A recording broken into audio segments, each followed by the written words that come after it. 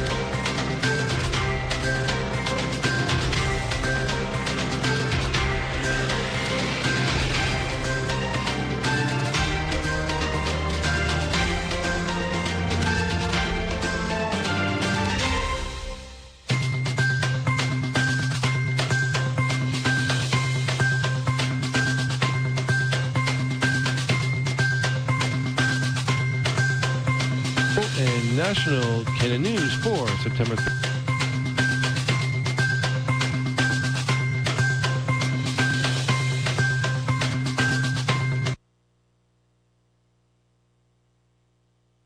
And National Canna News for September 13th.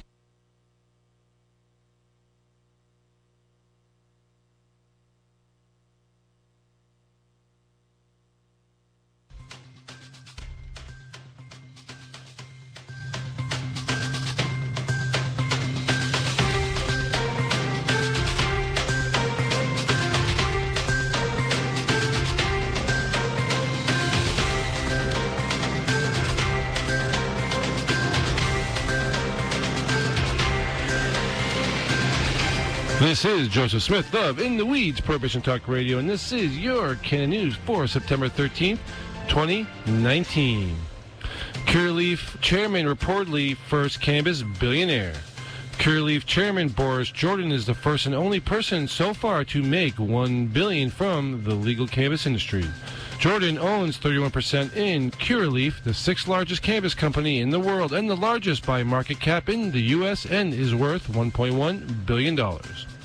Curaleaf owns and operates 48 medical dispensaries in 12 states. In May, Curaleaf announced that it acquired Cura Partners, owners of the cannabis brand Select, in an all-stock $1 billion deal. Select is sold at more than 900 retailers in the United States. In January, the company said it had placed a deal to bring Grassroots into the fold for $875 million in cash and stock. Once finalized, the company would become the largest cannabis company in the world by revenue. Jordan also founded cannabis industry investment firm Measure 8 Venture Partners, who announced in May that they were aiming to raise $100 million for the fund. Measure 8 owned about 12% of Cura Partners, which made them a multiple bagger on the deal, according to the report. Jordan is best known for privatizing Russian state-owned assets as the head of Credit Suisse's investment banking division, First Boston, after the fall of the Soviet Union in the 1990s. Curaleaf Holdings Incorporated spent $200,000 on federal lobbying efforts during the last quarter alone, more than any other cannabis firm that spent on lobbying efforts. Jordan is also the chairman of both private equity firm Sputnik Group and Russian company Renaissance Insurance. Massachusetts mayor arrested for extorting cannabis companies. Mayor Yasiel Carrera of Fall River, Massachusetts, was arrested Friday morning for allegedly attempting to extort cannabis companies for hundreds of thousands of dollars in cash, according to a CBS Boston report. Specifically, Carrera, who is 27 years old, is accused of extorting at least 4 cannabis business operators by soliciting $250,000 each from them in exchange for non-opposition letters from his office. He's said to have illegally generated some $600,000 doing so, as well as alleged arrangements for future cut in some of the company's cannabis sales. It's the embattled mayor's second arrest in less than a year. Correa was arrested in October on 13 federal fraud charges, which ultimately led to his recall, though the young Democratic mayor was re-elected there shortly after. 4 other individuals have also been charged as the mayor's co-conspirators, authorities said. U.S. Attorney Andrew Lelling said in a press conference, despite Mayor Carrera's public assurances to the city of Fall River, based on today's indictment, he's essentially run that town as a pay-to-play institution. If the allegations in today's indictments are true, Mayor Carrera has engaged in an outrageous, brazen campaign of corruption, which turned his job into a personal ATM. Carrera appeared in federal court today where he pleaded not guilty. He was released in the afternoon after posting bail.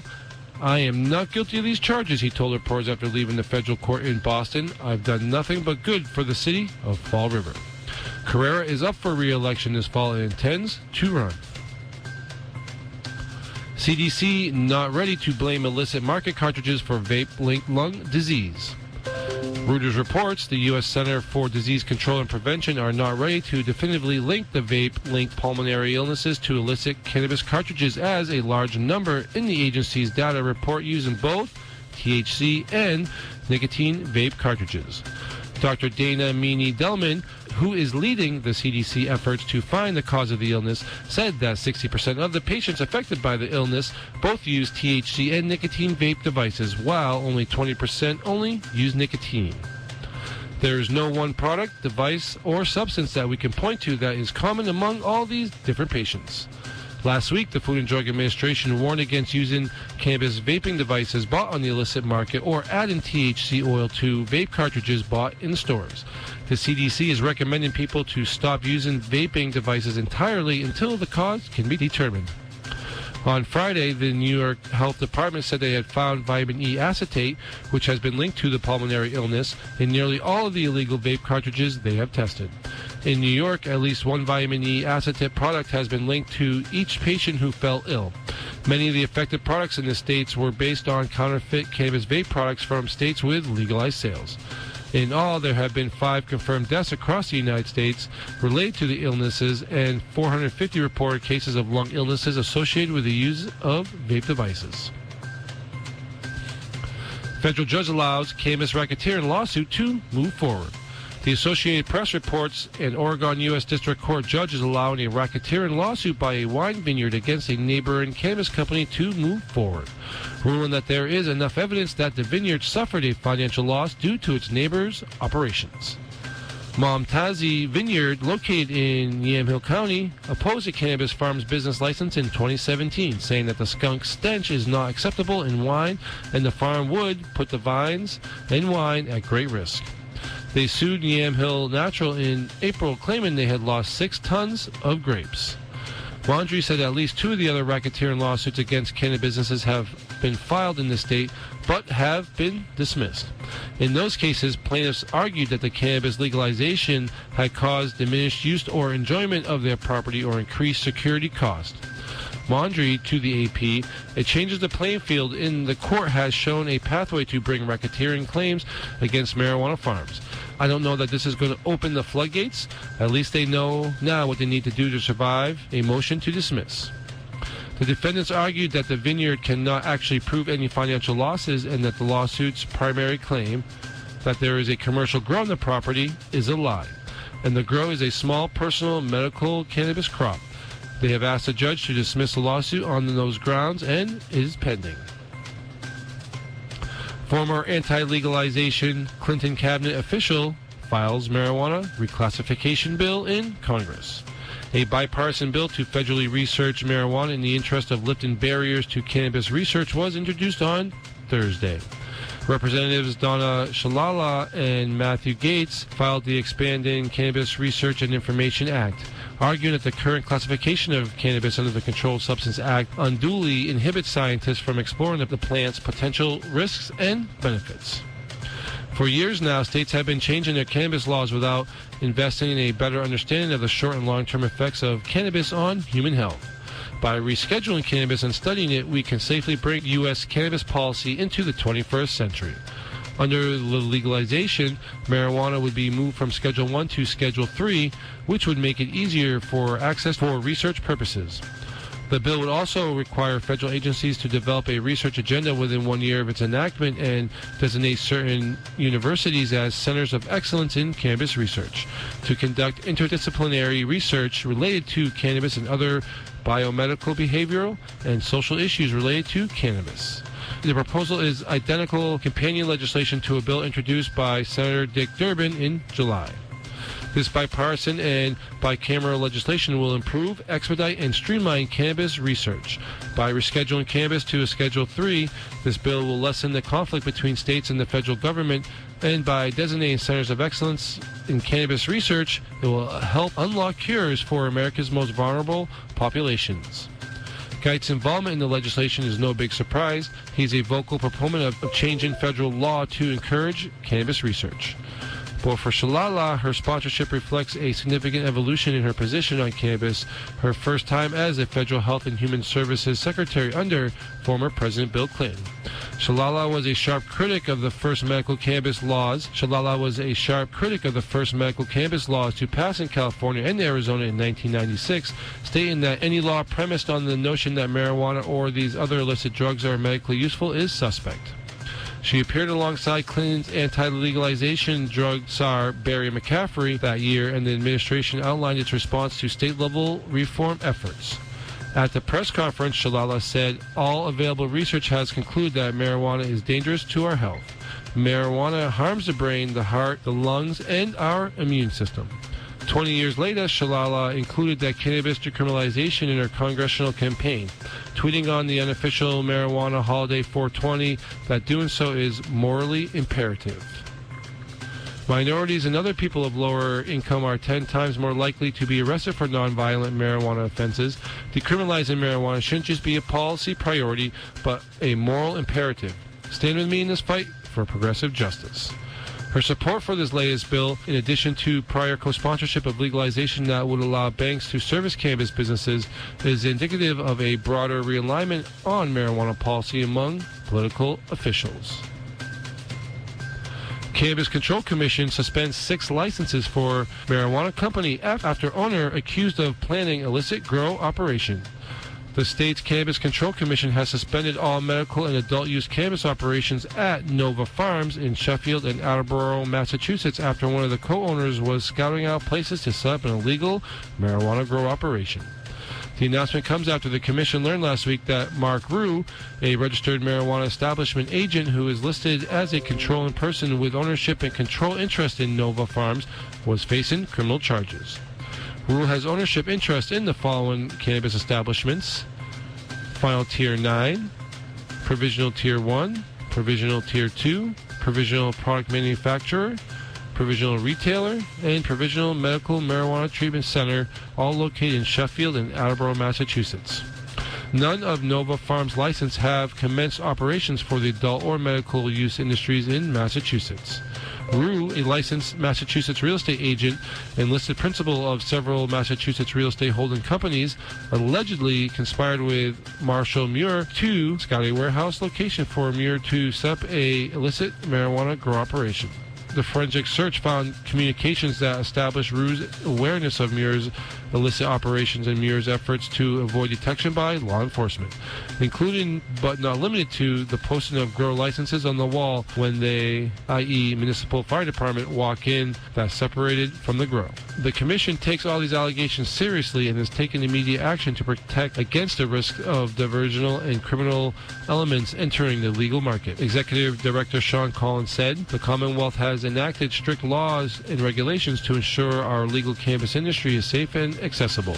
As these allegations would undermine those objectives, the Commission will continue to investigate and work alongside our counterparts in Attleboro and Sheffield to uphold public health and public safety first and foremost.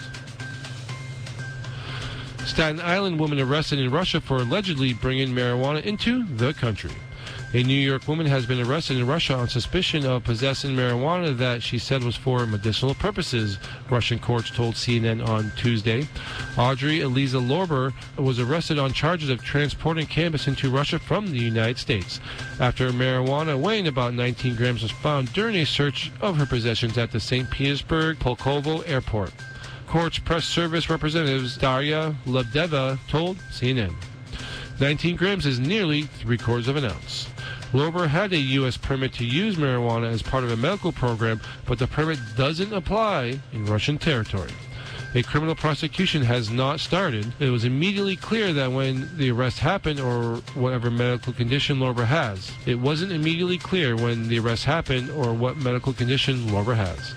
U.S. Rep. Max Rose, who represents Staten Island, where Lorber lives, tweeted on Saturday that he was trying to help Lorber come home. The U.S. State Department told CNN it was aware of reports that the U.S. citizen was arrested in St. Petersburg. We take seriously our responsibility to assist U.S. citizens abroad. Due to privacy considerations, we have no further comment, a State Department official said in a statement to CNN. It was unclear whether Lorber has attained a lawyer. Lorber's mother had declined comment and asked for privacy when it was reached by CNN. And that's it for your local and national Canada News for September 13th, 2019.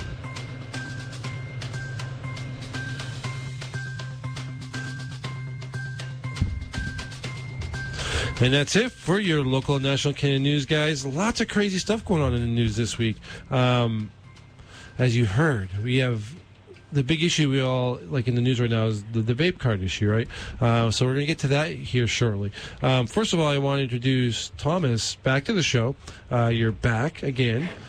A couple times now, right? You've been on the show with us. Yeah, I think this is the third or fourth time now. Right? You came in. Yeah, repeat. Yeah, right. So you've come in to like assist with a couple of shows to hang out with a couple of our guests that we had on, which was fun. And we've talked to you before. You know what I mean? We met a couple of years ago now, it seems like, at the legalization event, right? Yeah. So Vermont Grow Coaching, right? So you've been on the show. We've had a great time talking. And now we're going to bring you and make you a part of the show, which is really exciting. So I don't know if a lot of the listeners know this. We're really excited to release a new segment on the show about grow tips. We listen to our listeners, I guess you could say. So the listeners, you know what I mean? A lot of what we talk about is over the head of many people. Right. And we hate to do that at some point. We apologize to listeners that may not have the knowledge that a lot of us do here, you know what I mean, our guest or Brandon or whoever joins us in studio here, because sometimes I think we're so comfortable in our everyday talk that it's above what most normal people are just trying to put a plant in the ground right? So exactly. Bringing Thomas on, we decided to, and we've been talking a while about this, right? So to develop something that anybody from a beginner can start with, right? Right, exactly. So the idea is that most of the terminology and ideas behind growing can be pretty complicated if you don't know at least the fundamentals behind growing the plant. And when it comes down to it, it doesn't have to be complicated. You can grow a plant or grow a few plants and be able to enjoy it and get a decent yield and have a good medicine or a good recreational product for yourself if that's your game, without having a stress, without having to worry or read. It doesn't take that much effort. Yes, there are ways to make things better. Yes, there are plenty of complicated terminology out there that's going to make your head spin. But in reality, you can still obtain that perfect plant, that healthy plant, the plant that you've grown on your own without ever needing to stress that much. Right, and then the biggest thing is the intimidation factor of it, right? Because everybody gets excited to put a seed in the ground, and after a couple of weeks, it's like, oh my God, now the stress starts because what's happening? Why is it taking so long? This person told me this person told me that. As a consultant as you are, you hear all these crazy cases of people just, and then you hear us, and it's like, literally, part of the reason of the show that we're here is to to dispel a lot of those gray matter areas, right? To provide education. But when education is so vast, right? Because every grower we talk to knows a different technique or a different way, and it's like not one person really does it the same exact way over and over and over and over again. Even these growers themselves don't do it the same way over and over and over and over again, right? So exactly. I'm always changing my methodology. It's like there's more than one way to skin a cat. There's a million different ways to grow the plant. 10 different growers could take the exact same seed and turn out 10 entirely different plants. Yeah. And there's absolutely nothing wrong with that. No. I mean, so what we're going to touch on is those basics to get the people going, right? The basic listener that says, hey, I want to try this year, right? So, but they don't know what a trichome is. You know what I mean? They don't know nutrients. They don't know soil versus hydro. You know what I mean? So these are the things we're going to touch on. We will take people's questions and comments and concerns throughout the week, either through Vermont Grow Coaching site, through the In the Weeds Prohibition Talk Radio sites, and we'll combine those questions like we do with Timothy Fair of Vermont Cannabis Solutions when he comes on for his Canada News segment, and then we'll ask Thomas these questions throughout the week, and then Thomas will give us about a 5-minute grow tip every week, right? Yeah. I think about 5 minutes will cover at least touch base on the subjects that I want to touch on. The segment that we have today, for instance, I actually wrote over a 4-page write-up on it before I actually did the video, and ended up maybe touching base on half of what I wrote up. So anybody that listens to the video and has more questions on it, please feel free to reach out, because there's a lot more information than what you hear. Well, that's it, guys. And every week you can always reach out to anybody of us here, any of our guests. We always tell you where you can find us and how you can interact with us. So for us, obviously, Facebook, Instagram.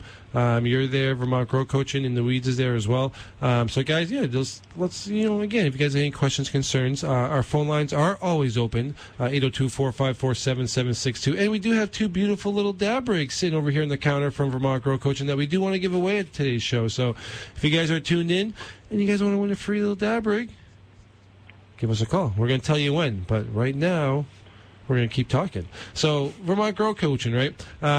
We were talking the other day about how this season, we're pretty progressively far in the outdoor season, right? We're seeing a lot of these flowers, flowering, right? And now comes the fun part, right? It's like Croptober's coming. So I'm already seeing signs of people's plants being stolen. We're already seeing issues of break-ins and things of that nature. But the beautiful thing about this year is it seems like so far we're having a way better year than we did last year. We're having a considerably better year than we did last year. It was off to a bit of a slow start. We had a little bit of a cold spring, a late start to summer. But once the season took off in June, anyone that got their plants in even remotely on time are doing fairly well at the moment. We are coming into a little bit of a rainy, cold, wet tail end of the season at the moment, which is definitely a concern with things along the lines of rot and mold.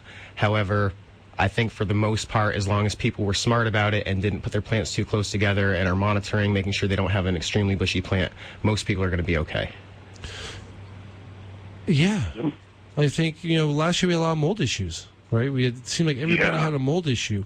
This year seems a little better. But now, so for us in New England here, I mean, I know we talked to a broad audience, but we hit, 34 degrees last night? It was cold. It was cold. My heat came on. It definitely was on. Right. The last couple of days I noticed my heat being on. So any advice to these guys that have plants outside right now as we're rolling into this cold weather where, they might not be either accustomed to it or, like you said, maybe they got a late start? And how can we keep these plants safe and alive through these cold nights? In the event that you want to push your plants for a little bit longer and get them to harvest at the tail end of September or even into October, my biggest advice is to keep them dry and on the warmer side. The best way to do that is to put some sort of canopy over the top of them, even if it's just a slanted tarp or some sort of roof that you might be able to provide to the plant to help keep some of the rain away. Mm-hmm. Alternatively, if you have your plant in a pot, bringing it inside or at least into the shed or the garage at night during the colder temps and the wetter weather is going to help quite a bit. As far as the cold as well, you can toss up a couple of bamboo stakes and throw over just a plain white sheet over the top of the plant to help keep some of the cold and frost away as well. That's what I say. We see a lot of people put sheets over their plants. But then if it gets wet, it kind of pulls them down. So bamboo sticks. Yeah, so the biggest tip I can give there is to use a lot of bamboo stakes and to have the bamboo stakes considerably taller than the plant in each direction.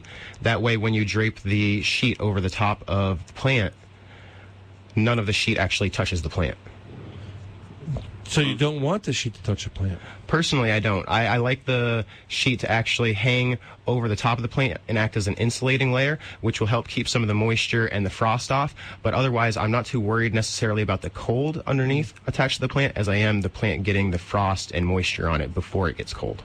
All right. Well, there you guys go. A couple of ideas on how to keep your plants warm and happy this tail end of the season. Now... Indoor growers, we don't have to worry about any of this stuff, right? Well, I mean, indoor growers have to worry about a lot of things. Wet weather usually isn't one of them. Temperature and humidity changes, definitely something to consider in the wintertime, though. Especially if you're growing in your home and you run your furnace or you run some sort of wood stove or something in your home, it gets pretty dry in there. A lot of people have to run humidifiers in their home just to keep it livable in the wintertime. So when you have a grow room and you're in that sort of setup, it can definitely be very, very difficult to maintain a proper climate throughout the winter. But it can be done. That it can. I mean, that's actually, I'm glad you led to that because I was trying to lead you to that point. Being that, you know, the interesting thing for most the indoor guys, I mean, everybody thinks it's really easy, but there's 2 times a year where it gets really tricky, right? The fall and the summer, right? Because you got everything heated and perfectly well, and all of a sudden here comes your hot days, right? Yeah. And then you're in the summertime and it's all these beautiful days, and all of a sudden here comes the cold, right? Or then you have humidity fluctuations, and like you said, here in New England, where a lot of us, you know, heat our homes, it tends to dry them out. A lot of people do it with logs and things like that, or tend to have uneven temperature zones in their house, right? So that's the biggest shift right there. You know what I mean? So humidifiers, is there any other things that people can do? So for the most part, if you don't want to use humidifiers, you can add in additional humidity even by placing a bowl of water. If you're using a grow tent, just placing a bowl of water in the bottom of the tent as it evaporates over time will help keep the humidity in the tent, as well as even just spraying down the walls of your tent with some water. As long as the water dries up within a reasonable amount of time and doesn't stick to the walls for a considerable amount of time, there isn't any issues as far as mold developing or anything along those lines, and usually ends up helping the plant in the long run.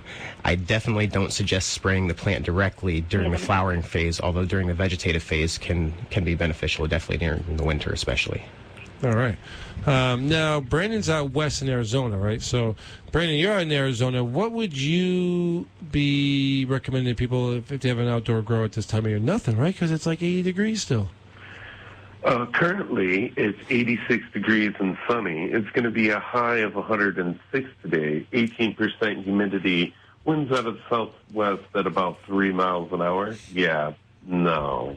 There's no tents, there's no tarp. The only thing, though, that really does apply to the New England sequence is we in the desert constantly battle that level of keeping the room at the right density because of dew point and because the humidity is so low. And you're always battling an air conditioner too as well. I mean, it does get 116 degrees out here, so you know, those are the difficulties. Now, if we were to look at a grow season in Arizona, you know, right now you could probably do a crop that started around the 1st, and you know, October, November, December, January, you know, would basically be reaching where you guys are almost now, okay? And, I mean, and then that you can go all year here. As long as you can keep the plants at an even keel with the humidity levels, you can pretty much run all year here. Yeah, it seems like it's the biggest variable in most places is heat, humidity, right? Dryness. Over humidity can also be a major issue if you're outdoors and it becomes a humid season, right? Absolutely. And another big thing, too, to think about it is, especially here, strains would matter because there's certain strains of cannabis that are going to grow way better in hotter, tropical type climates.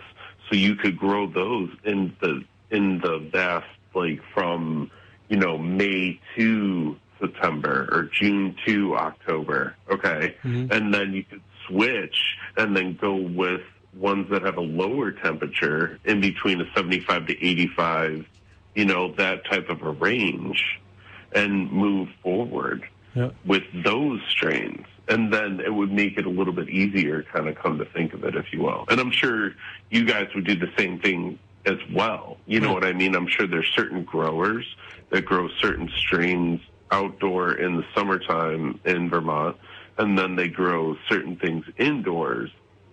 Right, some strains do much better in either different climates or indoors versus outdoors. I mean, a lot of these guys test a lot of these things out.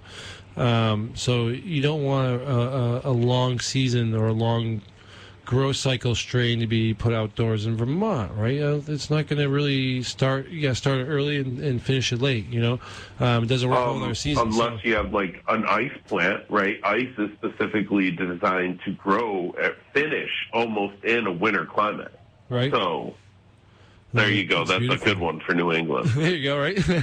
All right, guys. Well, it's 12:30. We're going to take a quick little break. We're going to come back with Brandon Barberio Strain of the Week this week. But we also have a caller on the phone, which we want to touch base with. We have David Cabral, who's been on the phone before, who is a deaf patient advocate. There's a couple of things he wants to discuss. We've seen that David's had a few issues as a deaf patient advocate getting help at certain events and getting the interpreters and the things that they need. So he's going to come on the air and talk to us a little bit about what's going on. We do have Thomas Morcombe of Vermont Grow Coaching in the studio. We're going to get him on with a little live segment later. The live feed's up. Hey, guys. We're waving to everybody. You can find us all over social media. And we do have 2 dab rigs to give away, guys. So stay tuned for that. You will have to call us, 802-454-7762. Write the number down, 802-454-7762. And right now we're going to go into Brandon Barberio's Alien Lemon Dog.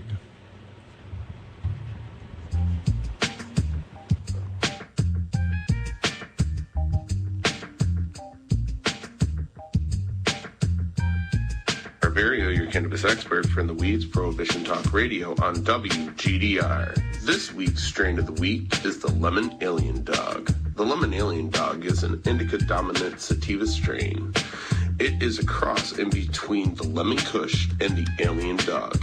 Since this product has monstrous yields, and it tends to explain why the buds are so huge and unordinary shaped. However, with the indica dominant strain, the Lemon Dog is easy to identify because it has a very light green color with orange hairs. Additionally, it is also covered with a huge amount of dense trichomes. And as for the smell, it is not unpleasant, but it does have a diesel aroma, which apparently is wonderfully accepted among cannabis users. This is really unusual because the strain's taste is almost non-existent. It just has an earthy undertone. And if you're a beginner, I would definitely stay clear of the Lemon Alien Dog. This strain is undoubtedly not for the faint at heart. A single hit is more than enough to knock you out, especially for an experienced cannabis smoker. So therefore, taking big hits is just like slamming your head against a brick wall. It would be the exact same feeling if you're medicating with this strain. Or maybe not. But what is really amazing about the strain is that it does pack a punch and works great for patients who are looking to medicate and really get a jump on anything to do with ADD, ADHD, anxiety, chronic pain, depression, eye pressure, insomnia, loss of appetite, migraines, muscle spasms, nausea, neuropathy, PTSD, and tremors. Once again, I'm Brandon Barberio, your cannabis expert from the Weeds Prohibition Talk Radio on WGDR. All right, we are back, guys. Oh, man, that sounds super tasty. Super strains tasty. Like that, like I dig for those. Where it's just like, because normally I'll do the strain of the week in an opposite order, but when I see what the medical qualities are, I'm just like, okay, this one's got to go at the end. That's like, wow. Right? Yeah, man. And the unique thing is, again, we talked about it once or twice before about how these are things that we don't normally see on our This coast. is Tom with... Oh, there we go. Maybe it will work, Tom. We got it to work. All right. If you guys ever watch our live feed from the radio show, right? This isn't it's a fun thing to put together. And it's like when one thing doesn't work, and so far it's definitely been a Friday the 13th day in here. Thomas is just sitting there laughing at me. Friday the 13th and a full moon too. Oh man, I feel the full moon more than anything. But yeah, all right, guys. So getting back to the show here, we have David Cabral on the line with us. David, are you still there? Yeah, I'm still here. Okay, so David's joined us, guys, through an interpreter service, right? David, again, is a deaf patient advocate. Yes. He's in the Massachusetts area. He's been doing some great things for deaf patients, patients in need that are unable to, live normal functions like us, whether it's through being blind or deaf or incapable of doing something physically. And he's the one that's standing up right now telling everybody to, hey, remember us, right? David's story when I first met him was he was having a hard time getting medicine at a dispensary because of the lack of interpreters they have or systems they have in place, because most of these people are requiring the dispensaries to have a separate area, a locked door area, and it's all in around your right to privacy. Okay, so he's been doing a lot. David, welcome back to the show. Let us know what you're thinking about today.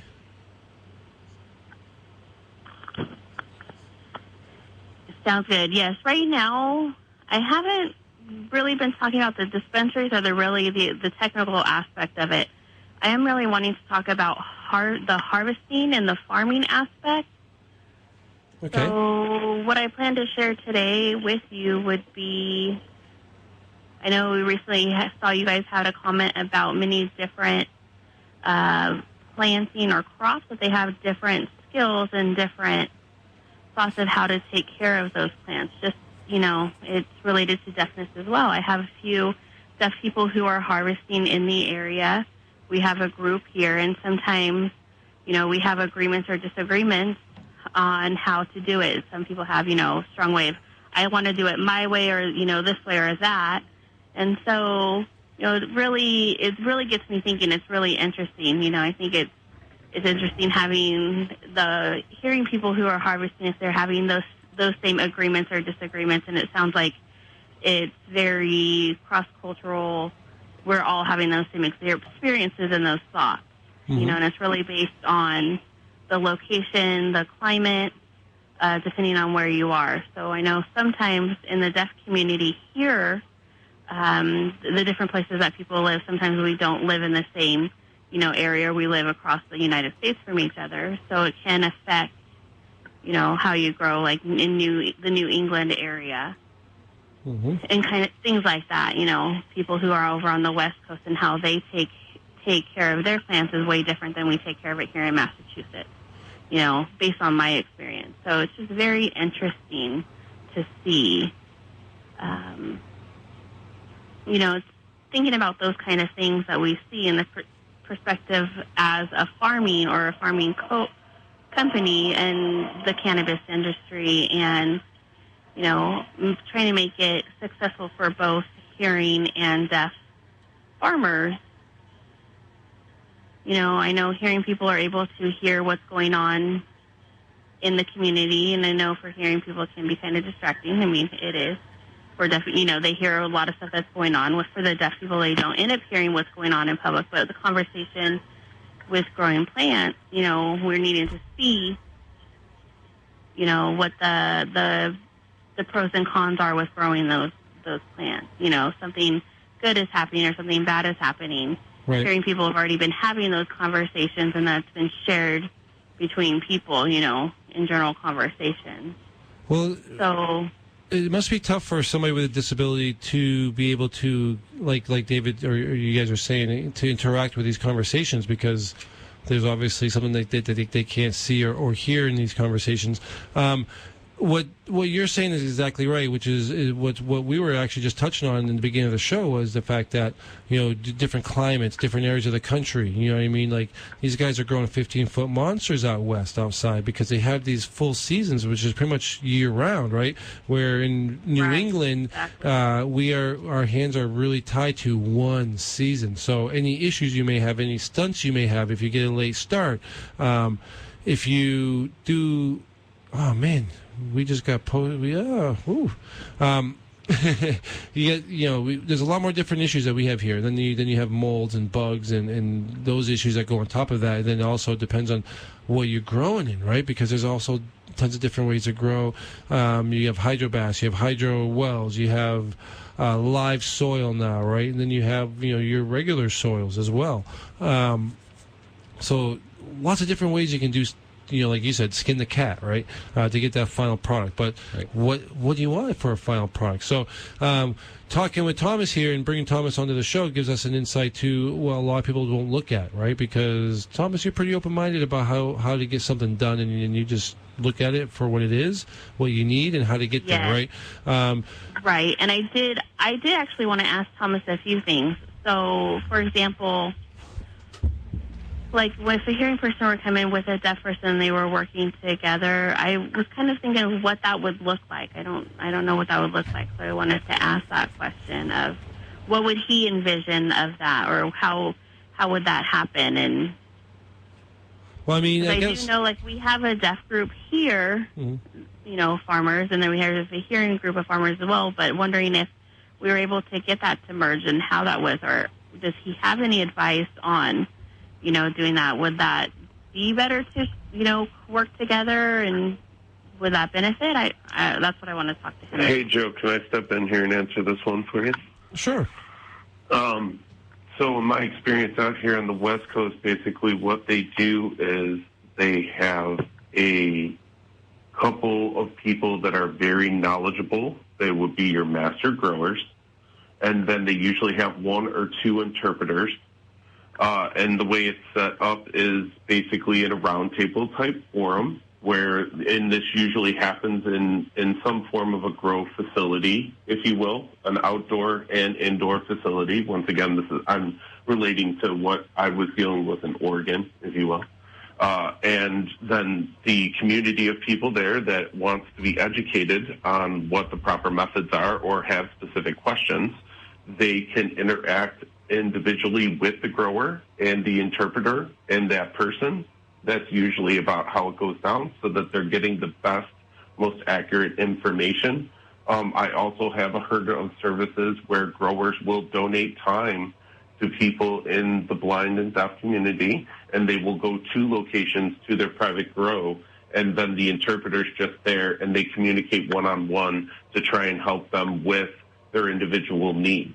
I mean, so if you will, we could relate, back to Vermont and your guys' situation. It would be no different, I would think, than Vermont Grow Coaching, going there with an interpreter and being with David specifically. Oh, what's going on here? We got something working here. Is that my phone up there? Right. So, I think it is. Also wondering how... You got a lot of gremlins in the studio today, huh? Dude, it's a full moon, Friday the 13th. I'm telling you, it's been awkward, really awkward.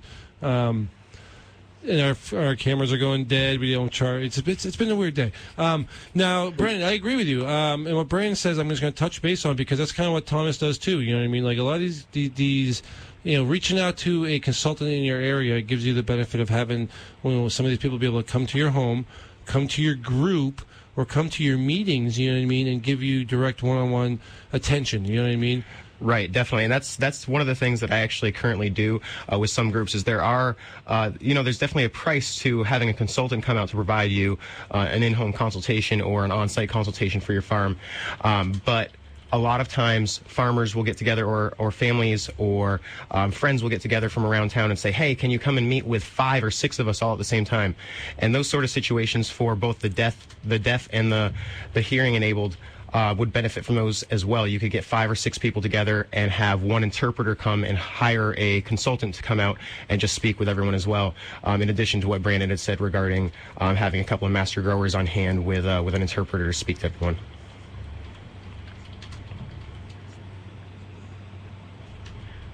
Yes, this is David. Yes, that sounds great. But also, I think what I'm envisioning is like daily life for a deaf person. Not in regards to being a patient, but in regards of growing or jobs, having it as your job and you're coming to work every day, or daily life. I mean, do they have an interpreter there every day? I don't think that's necessary. Of course, you'd need it for, like interviewing or training and stuff like that, or big meetings that you have to pull in an interpreter, but your daily job or daily life on a farm, the deaf and hearing people should be able to work together without an interpreter, of course. Some deaf people are willing to, teach their coworkers sign, and some deaf people don't want to as well, would prefer to text or write back and forth. Being able to communicate through gestures or body language to be able to communicate with their coworkers.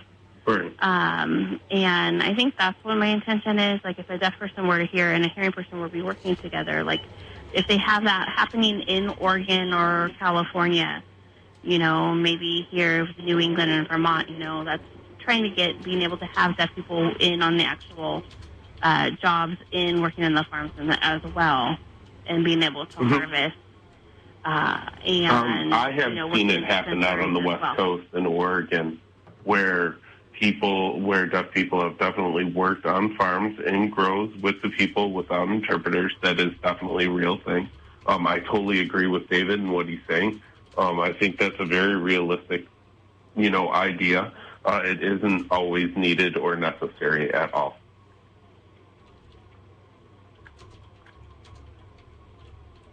Right, exactly. And that's what I've been thinking of. But I'm just like, what advice, or in your experience, what advice, do you see a big difference without an interpreter or with an interpreter?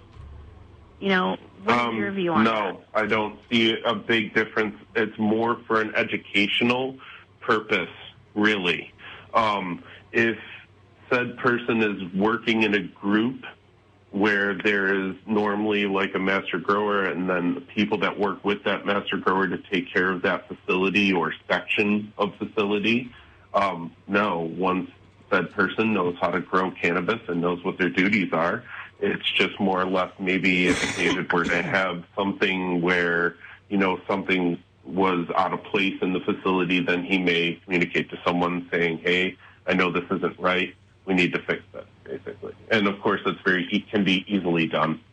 So these things really come down to a knowledge base more than an experience base, if you will. Right. I think when you work, it's like any other industry that you work in, especially with somebody with a disability, I guess you could say, is you learn to work with people. Where, you know what I mean? You tend to, as you get to know somebody and work next to somebody, become either one of the same. So, those little gestures that you talk about, the wave, the look, the wink, the hey, put this over there kind of a thing, and this isn't right kind of a thing, just becomes a natural occurrence, right? I don't think it would have anything to do with anybody with a disability having a major issue, unless, the only thing I could see being a major issue would be obviously somebody who probably couldn't see, right? Because you just can't see. Hearing may make it tough for a person to work in a certain industry, just because you might not be able to hear a tractor or work in the field, so they might have a personal or insurance kind of agenda against being able to do that. But I'm not sure. Excuse me, I'm dying over here today. Right. And I agree with having that. If I'm not able to work alone, that's fine. Put me with a hearing coworker where it would be more safer. I think is my opinion. But yeah, okay, keep going. Sorry, answering that question. I guess my personal feeling on it. I've worked in a couple different industries. And everywhere I've ever worked, we've always been open arms to everybody. And I used to work a lot with a disabled community within the culinary industry, right? So within that, I think the biggest thing is not, I guess, like, the confidence for the person to go into their job and feel like they can do it. You know what I mean? Because again, like, we're talking here about, what advice can we give to somebody of the handicap, with a handicapped issue, right? Whether it's, you want to do a Special Olympics thing, encouragement and belief that you can do is number one thing. So when they do step in that field, they have the confidence that they're not, that whatever's hampering them, whether physically or with any of their abilities, will not become an issue. You know what I mean? We see a lot of these people really get up and over those issues, and they don't, they're no different than anybody else. And we also see a lot of people that are really afraid to have that confidence to say, hey, I have a disability. Can I do this? And, us here, at least me personally, say yes to everything that you want to do. You know what I mean? I believe that anything you want to do, you just put your mind to it. Some situations, it's about finding the right people to team up with and get the support from. But a lot of it's just being able to get out there, walk down to your closest farm and say, hi, I'm Bob. I have a disability. I would love to help you out. What can I do? You know what I mean? And then if you approach in those situations, I think that, those said people go a little bit further. Even if it's something that's against, I think the biggest hamper would be insurance regulations, right? You know what I mean? I hate to point it that way, but like, you know what I mean? If it's almost like, some people can't be in a machine shop, or, like, you can't have headphones going down the road because you have to hear sirens, you know what I mean? So there's a little restrictions that, just for the safety reasons that might hamper their employment with somebody. But I don't think there's many people out there that would ever say no to somebody that really wants to learn something, whether they're disabled or not, you know what I mean? Yeah, there's definitely ways around it. I mean, you may have to limit the ability to be in a field where there's tractors running or big machinery running, but there are other ways to still be part of the farm and still have a good role in the farm, but whether it be working in the greenhouses or taking care of the plants once they've been brought in or something along those lines. There's definitely ways that it can happen, and especially if the person is confident in what they're doing, the hearing is... That's just a little thing. It's just a little thing off to the side. Yeah, I may not be able to hear you. You may not be able to hear me, but as long as you know your job and you're confident with it coming in, you should be able to do it. And in a matter of time, though, you're gonna have that work that thing going, right? You know what I mean? So, when you look at somebody, you know what you need to do. You have the confidence. They have the confidence in you. I've been fortunate enough to work with a lot of disabled people through many different businesses that I've been associated with, and it's always been fun. You know what I mean? I'm going to say, like, there might be that first couple of weeks of struggle to communicate, but it's like anything, you struggle to communicate with a puppy or a kid sometimes. You know what I mean? Like, but once you guys get that established, it just grows from there. The disabled community. What's great about the cannabis community is it's an open community, right? David's gotten a lot of support from many different aspects in the community, from being a deaf patient advocate. Like we said, we know David from prior. I think that just getting out into the field and becoming part of the workforce for a disabled person is just a matter of confidence, really, and finding the right employer. You know what I mean? Obviously, there's going to be those employers out there that aren't going to want to hire. And will discriminate, I guess, slightly to a bit. You know what I mean? Not to say that people do that, but they'll go, hey, I can't do this because of this reason, or my insurance won't allow me to do this, and they'll use that. But anybody with a heart, and anybody I think in this cannabis industry, I don't know many people that if David went to go talk to him and say, hey, I want to work on your farm, or someone in David's situation where he would receive many drawbacks from that. You know what I mean? I think people will be really excited to have him part of this whole thing. And being that it's the cannabis industry, there's a lot of love there. It's a lot of newness in the East Coast, where I know Brandon will talk to us about the West Coast and be like, oh, we've been doing this for years, right? But there's a lot of newness out here, so there's a lot of acceptance, even from like women in the industry.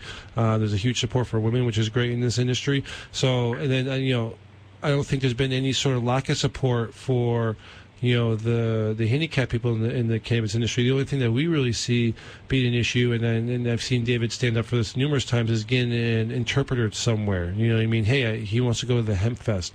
Do they have interpreters? They say they will, then they don't, and then David can't go, David can't speak, and then what happens to the deaf community that do go? Because there's quite a bit of people in the deaf community. I know when we talked to David, first of all, we got a huge response from the disabled community about us having this conversation, because no one's having the conversation. At that time, it was getting their medicine. You know what I mean? Now, Is that safe to say that there isn't somebody like Thomas here at Vermont Grow Coaching in Massachusetts that would be willing to step up to the plate like a Beantown, Greentown, and say, hey, guys, we're going to do these once a month classes for the disabled community, whether they're deaf or blind or whatever, and bring in the appropriate people that they need to make sure that someone can, interpret for whoever's there, you know what I mean, and be accessible for a handicapped, accessible and stuff like that. That's what we really would need to do there. I mean, and I believe there'd be many people in many markets and regions all over the country that would be willing to do like Brandon was saying. There's a bunch of guys out there that do that. They get together and do that. I did see that, and I want to give a big congratulations. And I want to talk to you guys about quickly before we get off the phone and get back to Thomas here.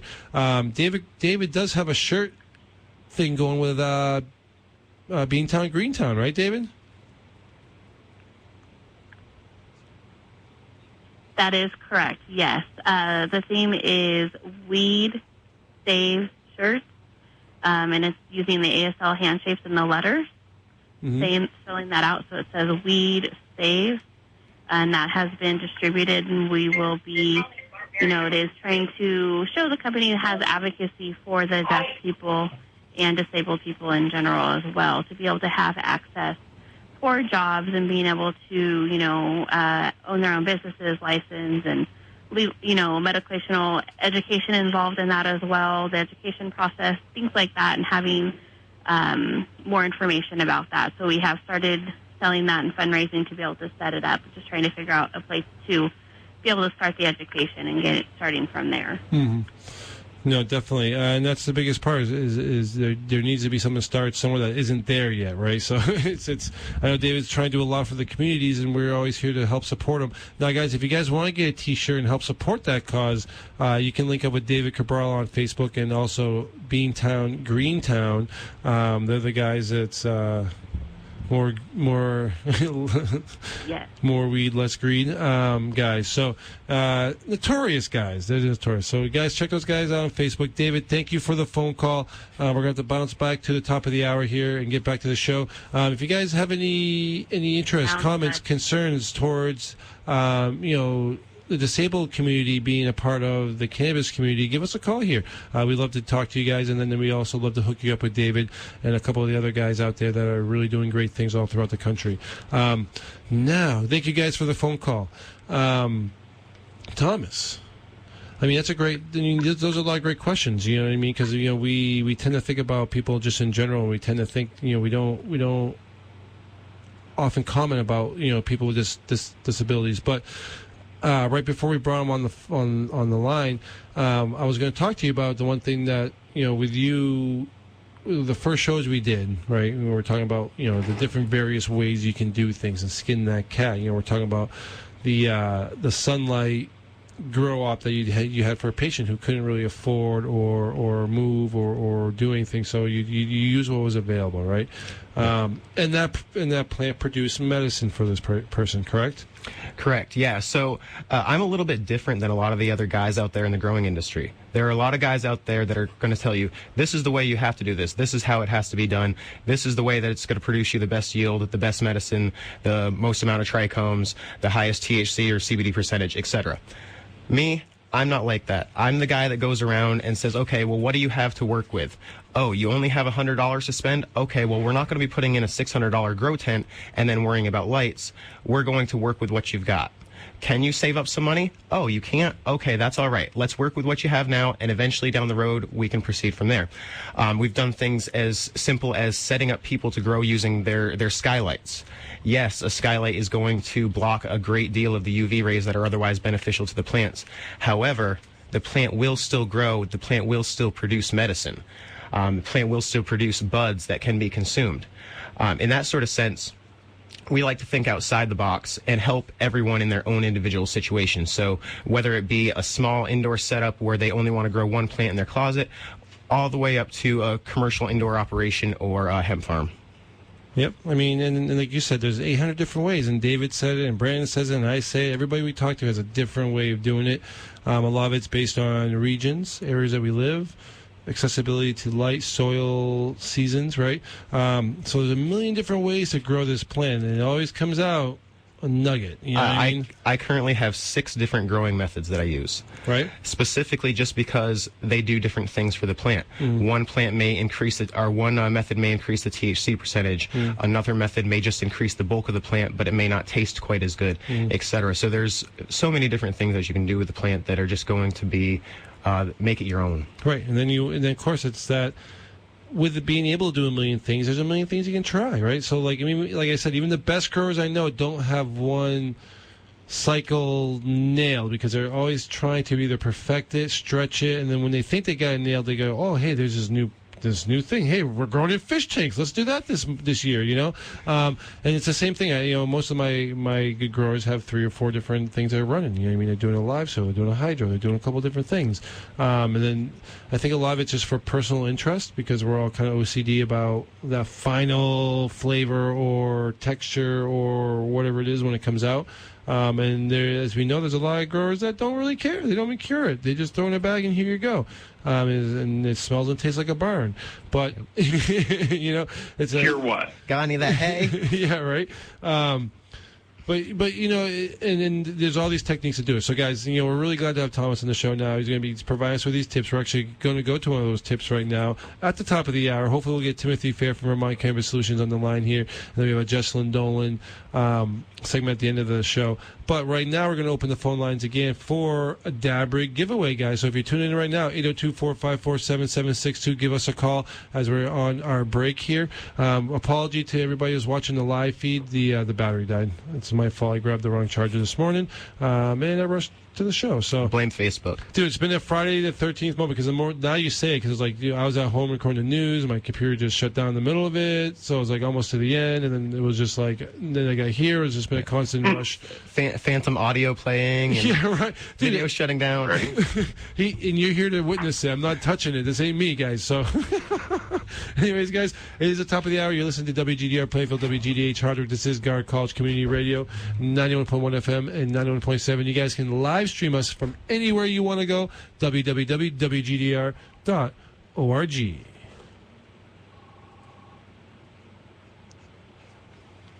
Already got that first.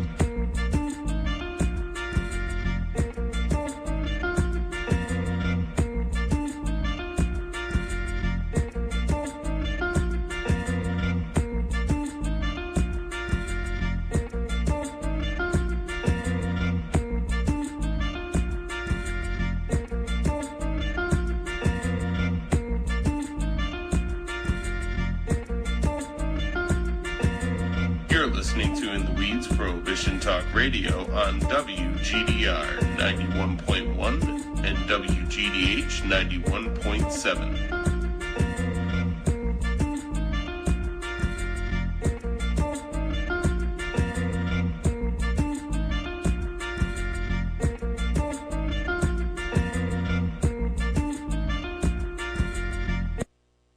Guide. Your weekly Hi.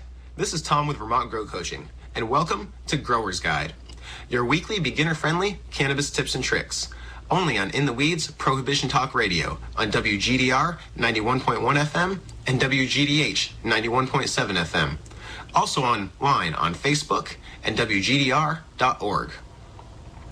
Today's our first ever segment of Grower's Guide, and boy am I excited. Harvest time is fast approaching here in the Northeast, and if you didn't know, that's my favorite time of year. At Vermont Grow Coaching, we mainly focus on 2 different types of harvest methods, the whole plant harvesting method and the top bud harvesting method. The whole plant harvesting method is exactly as it sounds, chopping off the plant at the base of the stalk and hanging the entire plant to dry. Whereas the top bud method specifically refers to chopping off the top portion of the plant and allowing it to hang and dry while coming back at a later time to harvest the remainder of the plant. At Vermont Grow Coaching, we deal with numerous different types of clients, from small-scale cannabis consumers growing 1 or 2 plants, all the way up to commercial cannabis and hemp farms. In reality, what might be best for one grower usually isn't the best for another. We're going to start by discussing indoor operations. For the average cannabis consumer in the state of Vermont indoors, you're only allowed to flower 2 plants. For anyone who's only allowed to flower 2 plants or is limited by a plant count, we strongly suggest the whole plant method. The reason for that being that you're taking up space that would otherwise be used by a new flowering plant. Unless you're willing to go over your plant count, which we obviously do not suggest, you end up having a plant that's finishing but doesn't end up producing a considerable amount of bud in comparison to the plant that you otherwise would have put in its place and maintained in the rotation. The other reason we would recommend whole plant harvesting indoors is specifically space limitations. Most people don't have a lot of room to grow in. So even if you don't have a plant count limitation, you may only have 1 bedroom or 1 grow tent to grow in. In these situations, we suggest the whole plant method specifically to ensure production continues and you continue having harvests with decent yield. In the event that you're not limited to plant counts or you have ample space to grow, we actually suggest that you stick with the top bud method. Harvesting the top buds, when they mature, will allow the bottom colas and buds to ripen and finish by receiving more light over the next several days to weeks.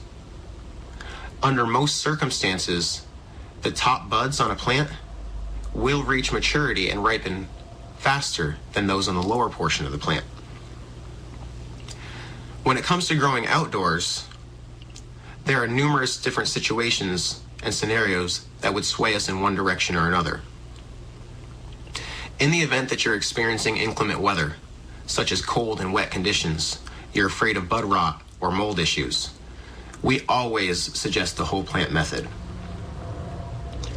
We don't like to deal with bud rot. We don't like to deal with mold.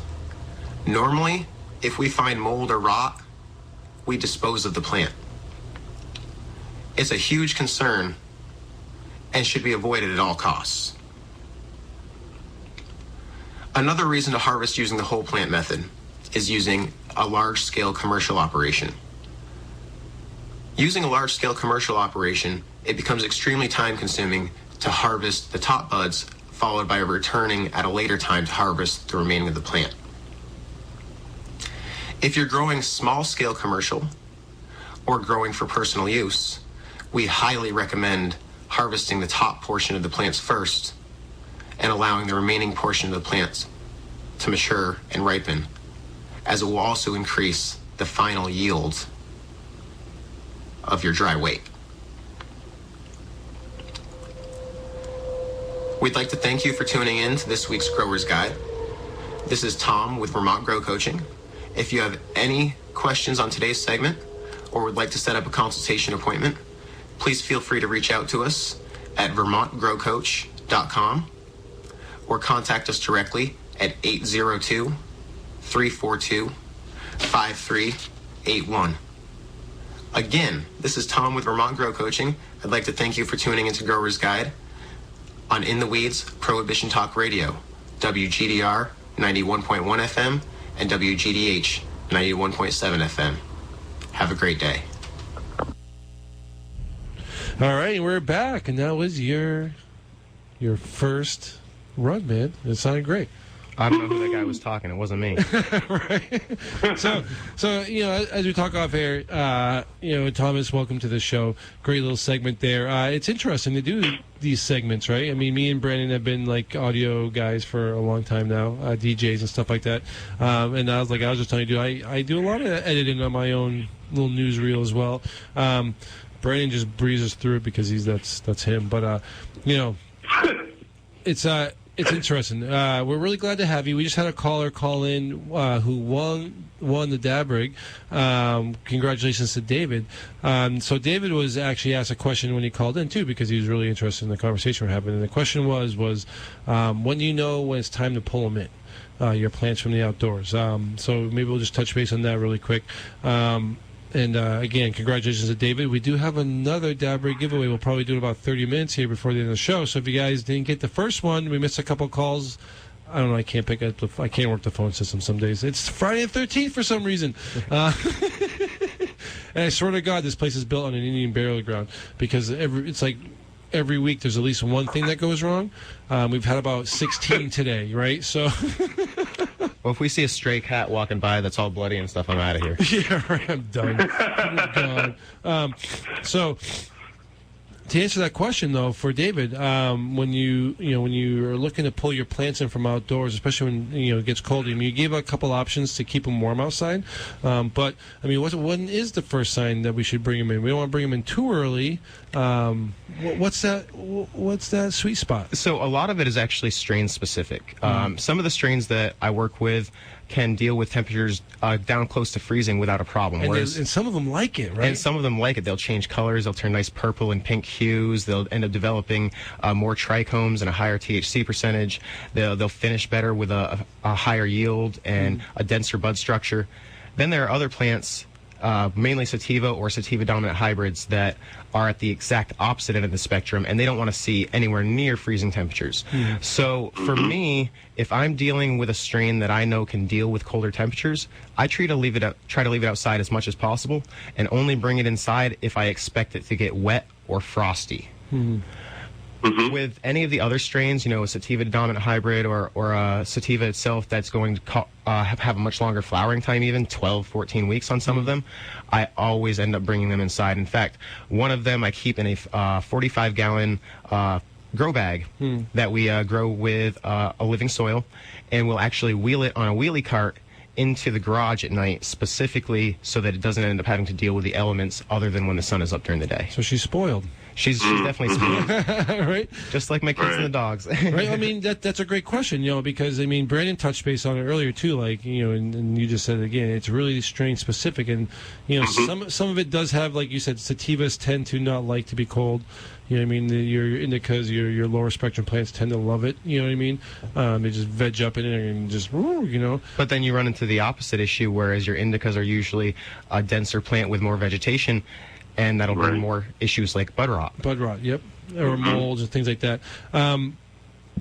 What's the temperature, man? I mean, we talk about, so there's dew and there's frost, right? There's a little bit of a difference between the two.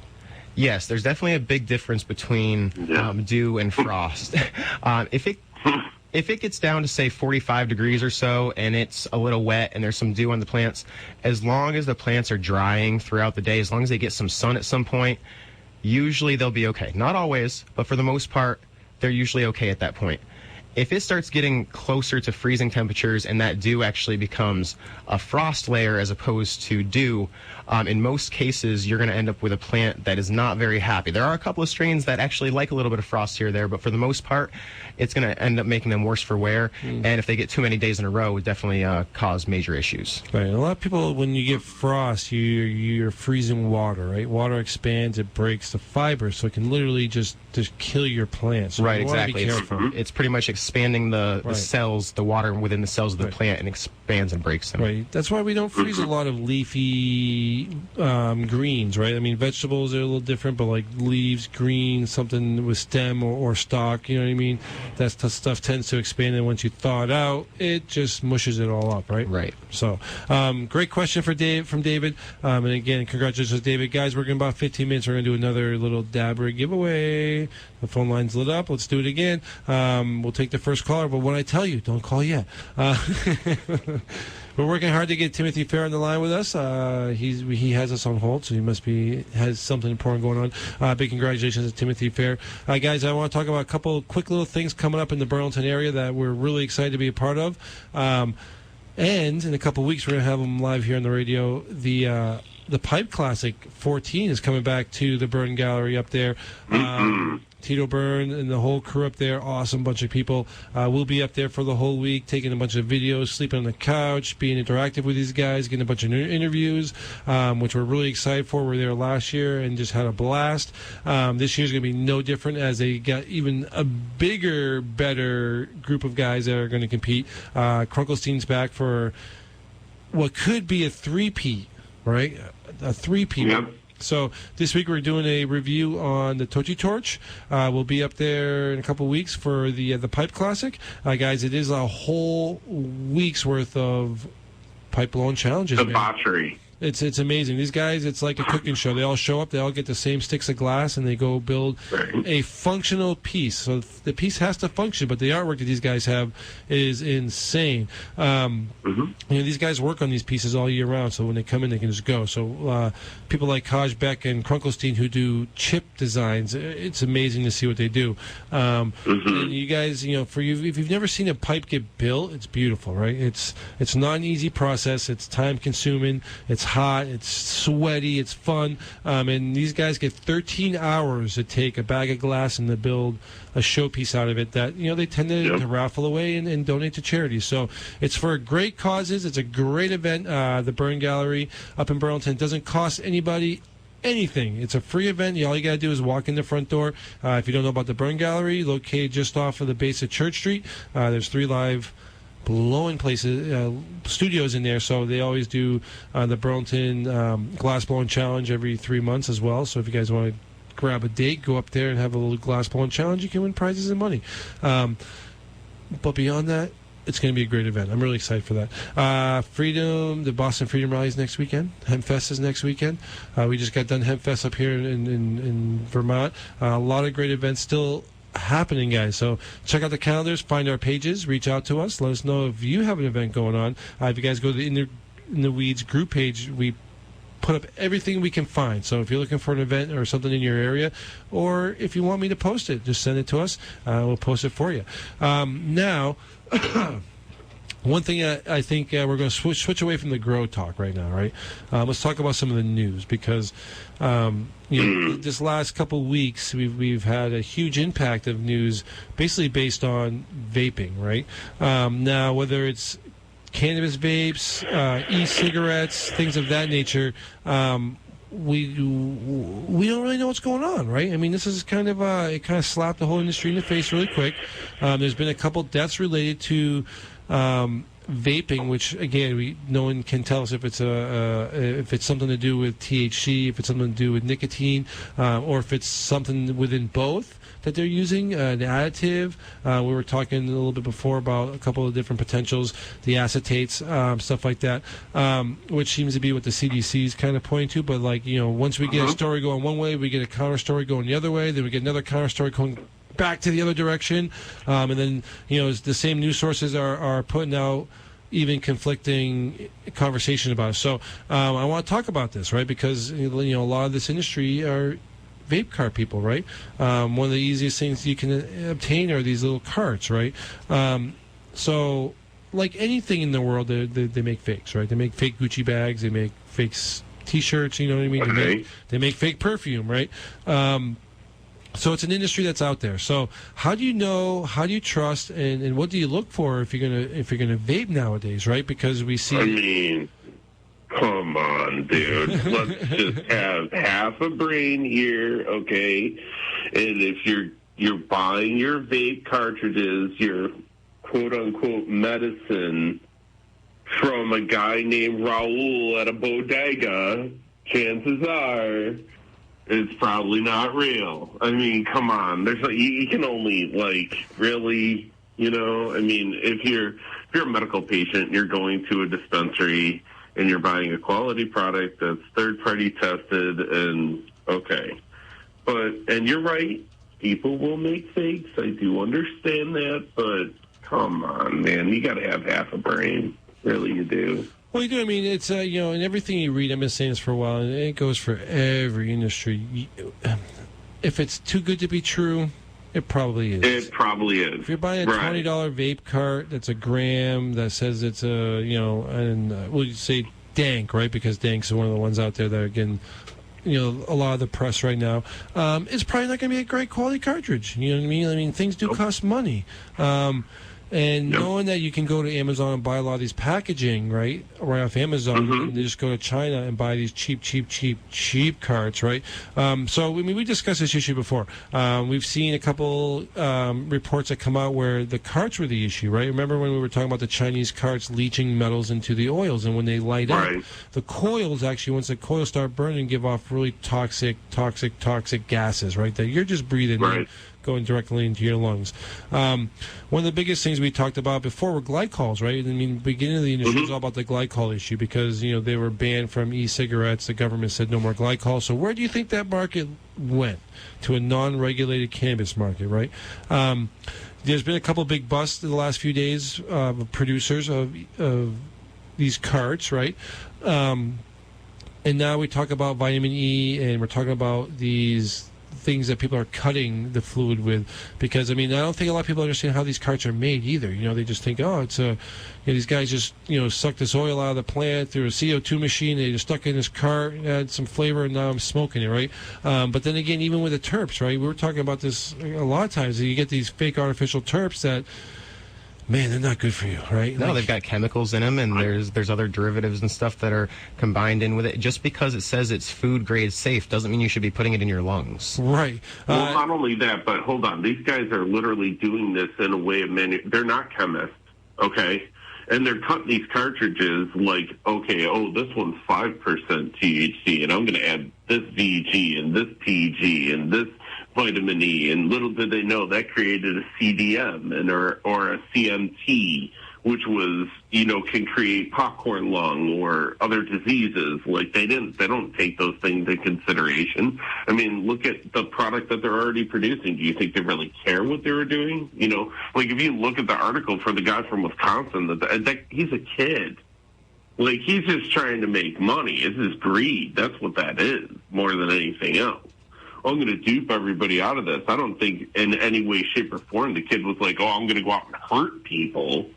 No, right. Not at all. No, he's like, they had no idea what they were doing. Right, it's just a cash-driven business, right? That guy's known for selling sneakers too, so it's like we do a little research on, right? But again, that bust was not because or in relation to vaping issues, right? It was just he just got busted producing black market carts, right? This is happening everywhere. Right, but how many stories are you seeing where you see a reputable dispensary or a facility that actually makes a product? Those are the products that they're talking about. They're not. It doesn't happen. Right. Half these dispensaries are buying these black market cards, putting their name on them and throwing them on the shelves, you know what I mean? And then, so then that becomes the next question. Do you buy it from a reputable company? Well, what's a reputable company, right? A lot of people are saying you can only buy it from a dispensary, but as we know here in New England, a lot of these dispensary products are actually, I would rather buy from the illicit black market because they're usually worse, right? There's so many that are using things like MCT oil still and not proper terpenes for dilution. And, there's just so many products that are put out by dispensaries, especially when the dispensaries are allowed to test their own stuff. Right. How do you trust that? Right. We have a local dispensary in Vermont here that admitted in front of a state panel that they have glycol in their carts. I almost fell over. And, as they are talking about how the medical dispensary needs a jump start here in Vermont, they're also talking about how bad vape carts are. Now, this is a dispensary that doesn't even sell a fresh press, but they'll sell you a cart, right? And they're really worried about your health. That blows my mind, right? Because they're going to sell you cheap, really bad flour, a vape cart, and every once in a while you might get shatter. So anybody knows anything about medicine and values of cannabinoids know that the latter of those two are probably the worst forms of getting medicine to a person. It's great if you want to get high, right? It's great if you want to get a kick in the head, but it's not great if you're trying to medicate, right? Absolutely. Where's the bubble hash? Where's the hash? Where's the fresh press? Where's the whole plant medicine that a lot of these patients need? But then now the CDC is telling you can only buy from these dispensaries, which, as we've seen and heard, they're having a lot of problems too. Not to say that these guys can't get products in. Our phones are maybe not be ringing right now. Is it a product that we can trust? Then it goes back to, like you said, the testing. Here in Vermont, there's self-testing. There's only a few companies that do third-party testing. Me and Brandon were talking to a company here last week that, they do third-party testing on their products. Yep. And they only use a couple different ingredients. That's the safest route that I think, really. I think that no matter where the product comes from, if you have a full panel of everything, where it's tested for metals, molds, everything, any type of THC, any form of CBD, and all the derivatives and whatnot. And you have a full printout that's non-biased. That's a safe product. That's what I consider a safe product. Right. And it's accessible. You can find the information. The information's labeled on the package. That's it. That's a safe product. Okay? Now, are there people that possibly fudge those tests for higher THC ratings because they're testing their buddy's bud at and they want to sell it at a certain price or whatever? I'm sure those things are going to exist anywhere within the market. So once again, you could even question that too as well, which is why most places put some form of a cannabis, board or something in place in order to really do regulators, because they will go in and they have their own labs and they will test those products and they will tell you if it's true or not. Mm-hmm. So, but once again, you're not hearing about any of this stuff coming from reputable dispensaries, though. You know what I mean? None of that's happening. Right. This is all illicit black market cannabis that we're talking about, okay? And, I mean, I think what that really does is that kind of points a finger to what the federal government, if you will, is looking for enforcing in the United States. So let's say all of a sudden there was a recreational cannabis that was federal in the United States. Federal government is then going to turn their resources to cleaning up basically the black market that exists. That's where everything would shift to. And I mean, I think that that's what they're looking at. That's, you know what I mean? This is where all these problems are coming from, supposedly. All right. Yeah, man, is it, now my question is we talk about vitamin E acetates, right? Is it this vitamin E? Is it the stabilizers that a lot of people don't even talk about, because they do put these stabilizers into these things to kind of keep the terps. There's so many together, right? So or is it many, the carts? There's so many things that people are putting in carts that are just absolutely horrible to be using, whether it be vitamin E acetate or whether it be the cart itself from China that has cheap metals in it that end up pumping toxic metals into your system when you inhale it, or some people even still using things like a lecithin, like a soy lecithin or something to help bind their cartridge together. Why are you putting fats into your lungs, knucklehead? Right. Absolutely true. These are facts. All right, guys, we're going to get Timothy Fair here on the line here in a few minutes as well, and we'll talk about this issue again. Ring the board. Bye. All right, guys, we're struggling with the Friday the 13th jinx today. Well, it's even funny. Like, we're getting our posts are getting flagged. Our phone lines don't want to work. Tim's been trying to call in from Vermont Cannabis Solutions.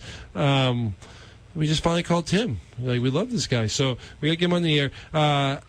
So we only have a few minutes, guys. Again, we want to welcome Timothy Fair from Vermont Cannabis Solutions to the radio show. Good, buddy. How you doing? Really good, actually. Catholic panel study studies curriculum here. They're doing a few classes. It's incredible to see institutions of higher learning getting on board. Sounds great, man. Sounds great. Well, it's been a busy week in the cannabis world as far as busts go for carts. We have a woman in Russia that is in jail, basically, right, for bringing prescribed CBD to another country, which is something I wanted to talk to you about, Tim, because, again, we talk about it a lot, and I don't want to beat a dead horse, but I don't think people still get it, right? I mean, here's a Staten Island woman that flew over to Russia and brought 19 grams of cannabis with her. One of the things you want to know better than that, but yes, your medical card is not going to be upheld in forest jurisdictions. No. And unfortunately, the reality is that there are still plenty of jurisdictions out there, plenty of countries that do still view cannabis a narcotic, and you could be subject to some pretty severe sanctions ones that make the U.S. look like a cakewalk. Right. I mean, there's definitely some issues that she's going to have there. Russia, as we know, is not a legalized state or country or anything of that nature. But guys, when you're flying, when I first read the article, it kind of blew me away because I'm like, how the heck should she get it on the plane? You know what I mean? Two challenges. Travel, especially the focus is on terrorism, the focus is on explosives, on most of the screening protocols on our airways are not looking in kind of this, especially if it's the flight towards is very illegal. Like LAX, for example, allows passengers to now pass their flying from legal jurisdiction much more commonplace. Even the TSA has really said that their priority is safety, not cannabis. So that doesn't surprise me. Right. Customs, that kind of blows my mind. Right. Well, I mean, it gives everybody another warning out there, right? I mean, as we know, there's been a lot of airlines that, like Tim said, they're just kind of done looking for it. They're focused on different things. It's a waste of resources at this time for them, which makes the passenger feel, hey, I mean, a long time it was always about getting on the plane. Now it's about getting into the country off the plane, right? So you guys got to be really careful there so you don't end up in a foreign country like Russia in a jail cell because you brought 19 grams of weed with you on the plane, whether it's for medicinal purposes or not. So there's another one. That was a fun one for this week. One I really want to talk to you about, which I think, I think we discussed it before, but a federal judge allows a cannabis racketeering lawsuit to move forward. We discussed it on the news this morning, but in Oregon, a U.S. District Court judge is allowing a racketeering lawsuit by a wine vineyard against a neighboring cannabis company to move forward. If this moves forward, will this open the floodgates for a lot of concerned neighbors about operations and things of that nature?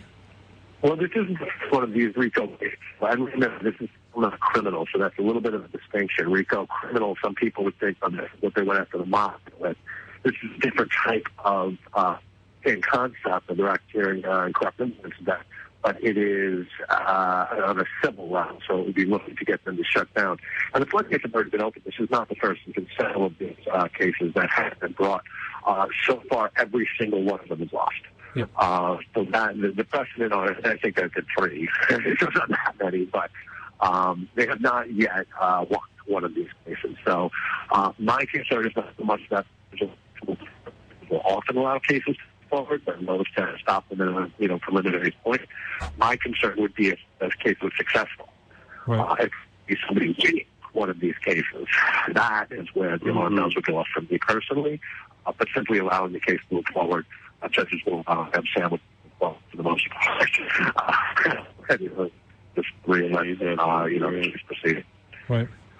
Now, I mean, you made a great point. When you hear federal racketeering charges, right? Right. You're usually associated with, like you said, like a mob kind of related issue, a money laundering scheme, you know what I mean? Like all these different things. It wasn't quite in that fashion. It's more just an upset neighbor over the smell and the fact that they think it's going to ruin a set of crops. Right. Like you said, Tim, not one has ever been prosecuted. Not one's ever gone through. None of them won. None of them succeeded. They've all failed so far. They're civil. I think, there is a lot of questions, even amongst people who are anti-cannabis. RICO cases is the right vehicle by which to get, heard. Mm. Yeah. I mean, and I think that'll play where juries up. Right. I mean, it's an interesting case. I mean, there's been, a lot of talk about people talk about the smells and grow ops, and then obviously, we have talked a lot about, the runoffs, the water waste, the plant materials that matters, where those go and how those get handled. But I mean, it's going to be interesting to watch these cases as they go, and hopefully, not everybody in the world is like, oh, my neighbor's growing, I can smell it. I need to either move or sue him for whatever damages. Now, Another big fun one in the news this week, and I think everybody, I mean, this one kind of hits hard to home, close to home. Massachusetts mayor arrested for extorting cannabis companies. We talk about the Massachusetts system a lot and what's going on, right? And the youngest mayor in the history of the town of Fall River. Yep. Yeah, he's just a 27-year-old, and he's a mayor, right? So he's getting charged with extortion, right? Now, if you're a business in Massachusetts right now that is a part of this, is there anything that they can do with what happened in the situation here? Well, I think it's so funny that when you call the community host agreement or the Canada, it's perfectly legal. When you simply ask $1,000 up front in cash in a bag, as our illustrious mayor of Fall River did, that's illegal. So someone should have told them he just needed to draft it up in the community host agreement, and everything would have been fine. Really, when it comes down to it, this is what we're, being in the initial phase of the Consultation as been running as he's done these, need out of the grave. Mm-hmm. He's a robot that we need to get over activists and, this is one anti-community host agreements that have turned into nothing but legal extortion of these cannabis companies. It's $1 million, and you can have our agreement to be here. Right. Thing away. I benefit for the cannabis company and the community. You need to pay us. It's going to bring jobs. It brings economic development. It brings money into it brings tourism into the town. The value is inherent in the entity, and I really think we get away from the community can't play and all of this. It's really just people trying to take advantage of the industry. Right. Well, listen, Joe, unfortunately, I'm about to kind of, I do have to cut it short today. I probably make the next hour. All right. I do. You guys go. They are about to introduce me. So you guys have a wonderful day, and I will talk to you soon. Awesome, Tim. Thank you again. Timothy Fair from Vermont Cannabis Solutions with our weekly Can News segment, discussing the strange weekend news we get, right? Right. Love you guys. Have a great weekend. Thank you, Tim. Yeah, you too. I mean, racketeering charges. We're seeing Massachusetts. They just pulled 6 licenses from Nova, a legal grow operation. But was it legal? Was it not? You know what I mean? And what gets me about the whole Nova experience is when I first started reading it, I was like, wait, is that our neighboring dispensary in here in Vermont that we talk about all the time on the radio? Because it literally kind of lined up with their story. You know what I mean? They were just scoping out an illegal grow operation. They didn't even put one up. They didn't put one in someone else's field and grow it and take it down and hide it. You know what I mean? These guys were just looking into it, So now there's all these issues going on in Mass that we're seeing right now, right? As we talk to about Vermont going legal and dragging its feet, now is it a good thing? You know what I mean? We're seeing all this crazy stuff happen in Mass now, and now the Cannabis Board, even today I was seeing how, if you want, and don't quote me on this right now because I don't have any news source release yet, but a lot of these guys that go to the commission, there was a big commission meeting yesterday, so they basically just took a lot of the rights away from patients again. So if you're a patient, you want to grow at home, now you have to submit your grow, how many, pretty much all your details to the Cannabis Control Commission, and then it opens the door for police to come inspect your grows. So now you have to report everything you're doing, and you're going to be checked up on. So is that fair? You know what I mean? Like, do people that get opioids or Suboxone or anything like that, do they fall under the same scrutiny? Well, I'll tell you, I think for the most part, the state seems to lean towards trying to benefit and help the people that are having to take the Suboxone or the methadone or whatever the case may be to help them get off whatever drug they were stuck on before. Whereas it seems like when it comes to the cannabis industry, the closer we get to full legalization, the further and further away we get from where we had started with our medical patients to begin with. Right. I can tell you for certain that my mom's not going to want the police coming to check out on her crop. She's a little old lady who wants to be left alone. Right. She wants her kids to stop by and see her once in a while. She wants to have her cat and otherwise wants to be left alone. You know, Right. she definitely doesn't want somebody coming in and barging in and saying, "Oh, let me look at your plants." Right. I mean, and we've seen a couple of issues where people got arrested with just, other things as well, and having a medical card and being like, "Hey, let's see your plants." Is it the right thing to do, though? I mean, if you want the responsibility of having to grow at your home, is that what you should be doing, or should it just be? You know what I mean? I think for the most part, there's a lot of laws that are even in place right now that shouldn't be the way that they are. When it comes down to it, you should be able to grow the plant. It shouldn't be regulated the same way that it currently is. Right. When it comes down to it, you can grow a tobacco plant in your backyard right now. You're not going to get in trouble for it. But if your kid walks into your backyard and rubs their fingers along those tobacco leaves, they very likely might die. Mm-hmm. Yeah, exactly. And, what? And people are like, you're worried about cannabis. Right. We see a lot, with cannabis because, right now between the opioid issues and then these cannabis issues, and it seems like, everything, especially the vape cart, because let's be real, right? How many people died from opioids last year? How many people? A lot.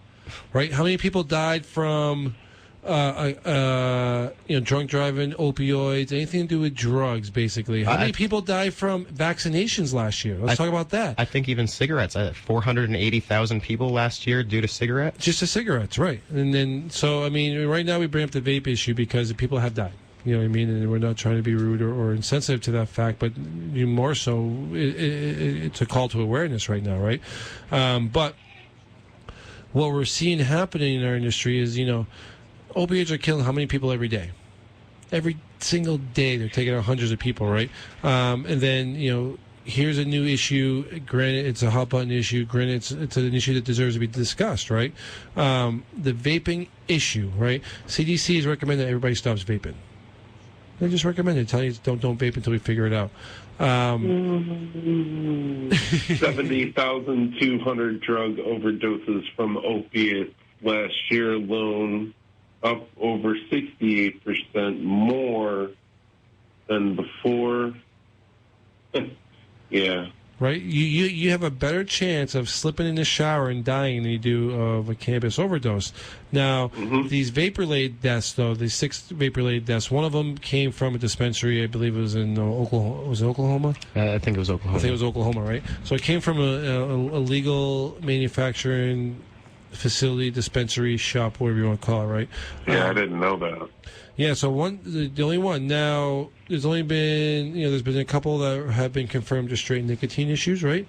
And the rest have been a mixture usage of both, right? So the vitamin E acetate is what they're talking about now. It looks like that might be the general link, but then again, CDC said this morning, hey, hold up, let's, we got a little bit more testing to do. When it comes down to it, they didn't have enough vaping regulations in the industry to begin with in the U.S. and not even cannabis related, but just in general. When vaping became a new thing with nicotine and e-cigarettes, it just sort of happened. You go over to Europe and there's laws in place that limit the amount of nicotine that are allowed in each cartridge. You're required to have it tested at a specific facility that's federally approved, etc. Whereas around here, you get companies like Juul, for instance. Juul in Europe, their product is 10 times different than the product that they offer here in the U.S., but that's because in the U.S. they don't regulate it. And the guidelines are far different, right? So they can add whatever they want to it. They can cheapen it however they want. And, you would be like, why would they do it that way, right? I mean, they have this big global market. One reason and one reason only. Right? Regulations, which is pretty unreal to me. Because, I mean, I do believe in regulations, man. Like I tell everybody, like I would love to see a regulated cannabis market. But the problem is with regulations, there's going to become enforcement, which is what nobody wants to hear about or talk about, right? We're seeing this out in California, you know what I mean? Out on the West Coast, where these states are trying to get themselves regulated and on this great market and try to beat out this black market, and they're not doing it the right way. You know what I mean? A lot of great articles about how the California market's just flopping on itself. Well, they're now. like taxing the taxes of the taxes, right? And then they're, Right. but then they're busting everybody who's a black market guy, thinking that that's going to help the legal market. You know what I mean? Just make the legal market work right. Make it accessible, Right. make it affordable, people will stop support charging $85 for a cart when it only costs $20 to make, and giving people a 70% tax off the top in the end. Yeah, right. I mean, as we know, the unregulated market makes it tough. I mean, even with FDA regulations, it doesn't mean that there's no carcinogens in your kid's cereal this morning. You know what I mean? That's what gets me about all this, is because I know, as a chef, I know FDA and how they work, and ingredients and lists, and as a knowledgeable eater, right? Generally regarded as safe only means that someone paid enough money to make it such. Yeah, right. Right. So things can be manipulated. We talk about the testing, how that can be manipulated. A lot of different things going on in the vape issue. The only thing I can say, guys, is make sure you get a trusted vape that you can actually trust the test result from. Go look it up, follow it, follow that QR code. If it's a QR code, look for only, an honest distributor. I mean, if you're finding Mario Karts and Danks and, even like we see TKOs right now, right? There's a huge thing about TKO, who makes a great product. I'm not going to lie. But then again, if you're smoking a 512 thread TKO cart, it's a fake. There's 2 or 3 different companies, TKO products, TKO this, Extracts, I think it is. They are 2 totally different companies. TKO, the real deal, is only making the one-piece disposable carts. Right, the disposable now, that has the battery and everything. That's the only way you're going to know. But even every time they make a step forward, right now they're etching the inside of the carts. Man, how long do you think it's going to take before they figure that out, right?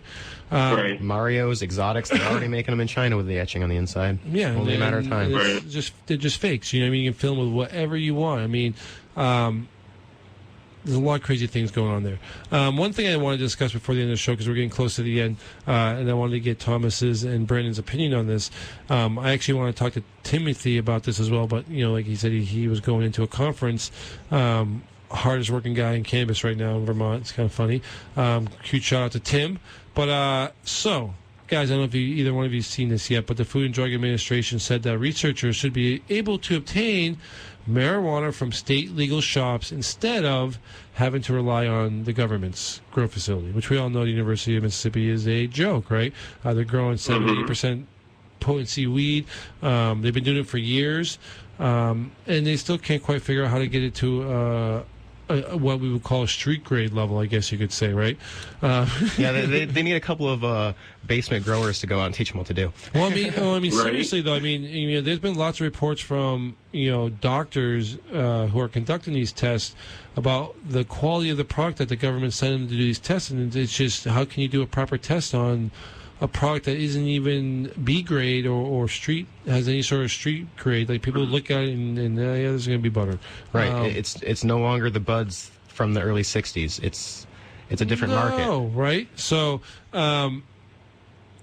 what's unique about this thing right here, right? So, they want, and I think this makes great sense. I don't know why anybody's ever thought about this or we haven't talked about it. So researchers could go out to dispensaries and get their cannabis, buy it from a dispensary, which is a trusted, tested dispensary, which, as we know, dispensaries still aren't growing top shelf stuff. There's some that do have great harvests. There's some that have really bad harvests. You see them a lot, right? But at least it's within a system, supporting the system, so now we don't have to rely on one place, right?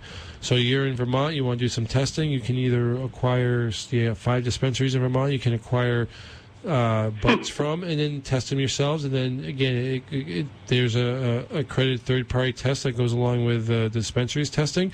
Most states, they don't self-test themselves. Here in Vermont, I think 1 or 2 other states do, I forget. But it's very few and far in between, right? Everybody wants third-party testing. Like, if I were a dispensary, I know Grassroots down in Brandon does third-party testing. They're the only ones in Vermont that do that, which hats off to them. Everybody's trying, some of these dispensaries are really trying their hardest to do things properly, and other ones are taking advantage of the situation that's in front of them, right? Kind of like the Fall River mayor there, you know what I mean? Right. Like, hey, I know I can make $600,000 this month. Hey, just give me some money and I'll give you a spot, Too much greed. And unfortunately, it's in every industry, right? But now here's the greenness of the green industries, and of course it's going to be green. I laugh about it because we're seeing a lot of these things blow up in certain regions, right? Like the love is over, the honeymoon phase is kind of over. You know what I mean? Every day you wake up to Facebook, you're starting to see people stabbing each other in the backs. We personally have been taken advantage of as well in our shows. And it has our own personal issues that just make us not want to have to deal with things as well. So, I mean, we see this every morning in a lot of these instances, right? So the honeymoon's kind of over now, right? So that guy, hey, you're making more money than me. Hey, I'm not making any money. Hey, why does this guy get this and that guy gets that? And what, you know what I mean? So you're starting to see the fallout, right? Happens in every industry, though. I mean, we're just a newer industry with literally the spotlight of the world looking over everybody's backs, right?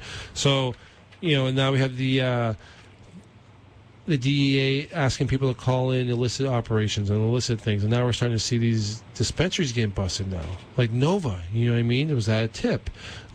We saw 2 big dispensaries down in California get shut down because they were operating with illegal licenses. These guys are growing like 300,000 plants a year, pounds of weed a year, and 5 dispensaries, and you're like, how does this guy do this all legally? You know what I mean?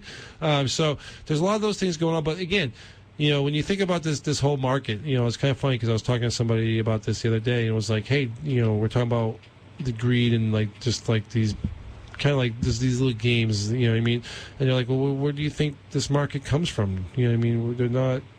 Most of these people are illicit guys that have been breaking the law for years. You know what I mean? Why would they stop breaking any laws or change their attitudes now? Right, exactly. They just change the laws that they're breaking and manipulate it a little bit more so they can make more money. Right. At the end of the day, it's all about the same thing. So, again, on our show, we talk about knowing your grower a lot, right?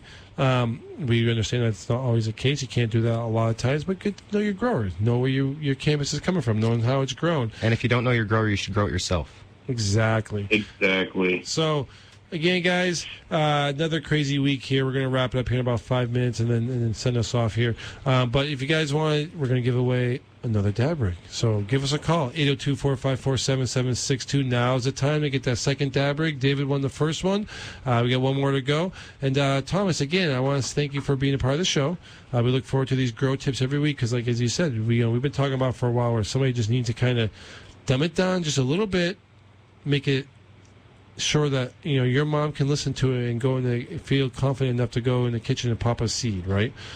Which is what we all recommend doing. Go pop a seed. Well, I definitely appreciate coming in. It's definitely a great time. It's always a great time coming on the show with you guys, and I'm very excited to continue working with the show. Awesome. Well, we got a phone call. Guys, if you want to get any information from Tom, tell them where they can find you. You can find me on Facebook at Vermont Grow Coaching. You can find me on Instagram at Vermont Grow Coach, or directly on our website, vermontgrowcoach.com. You got it, buddy. What's your name? If you want to call me... If you want to contact me by phone, you can try 802-342-5381. We also accept texts. Talk. Nice. That's super cool, man. I always love when you come on the show, man. You have such good information.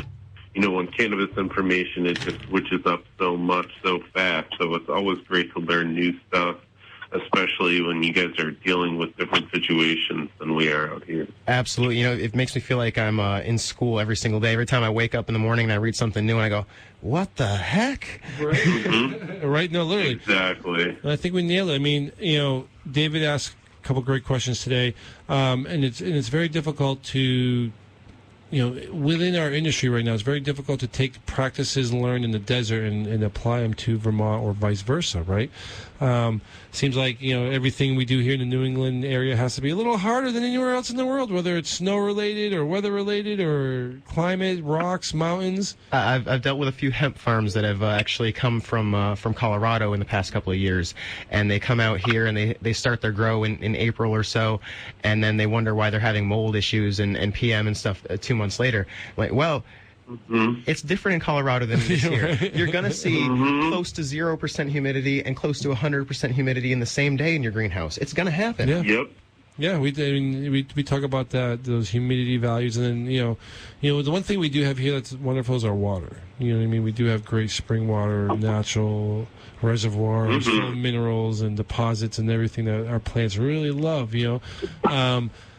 So everywhere. I guess everywhere has its shining reason to be grown there. You know what I mean? But as we all know, if it's done right, it's good no matter where it comes from. Really, you know what I mean? It's like pizza, right? They say it's all about the water. So, anyways, guys. Any sort of questions you guys may have, whether it's law-related, health-related, grow tip-related, give us a ring. Go find us online at In the Weeds Prohibition Talk Radio. We are on Facebook, Twitter, Instagram. We're everywhere. We're even on YouTube if you guys want to find our archives. And we're going to give a big shout out to Stone Age Magazine, a brand new publication. That's their third issue just came out.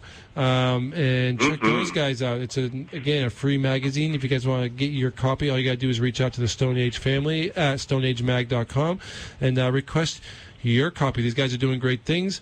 And then just a little bit of insight. It's like the old High Times guys from the 90s. You know what I mean? I picked up a copy the other day. It's definitely an interesting read. And, right. If you want to sit down and smoke one and have a cup of coffee or something, it's perfect to put there instead of paper. Well, it's what's really cool about this magazine, and I just want to talk about it real quick, is because, every magazine I grab lately, whether it's Dope or High Times or, Sensi Mag, 1,000 Watts, New England-based magazine. They're all too shiny. You got it. It looks like a Cosmopolitan, right? It's like it's almost too professionally well done, right? Like, I'm like, no stoner wants to read this, right? The CEO of the investment firm, that's his magazine, right? So these guys went back to the stoners. They're called Stone Age. They got the ape. They got the gorilla.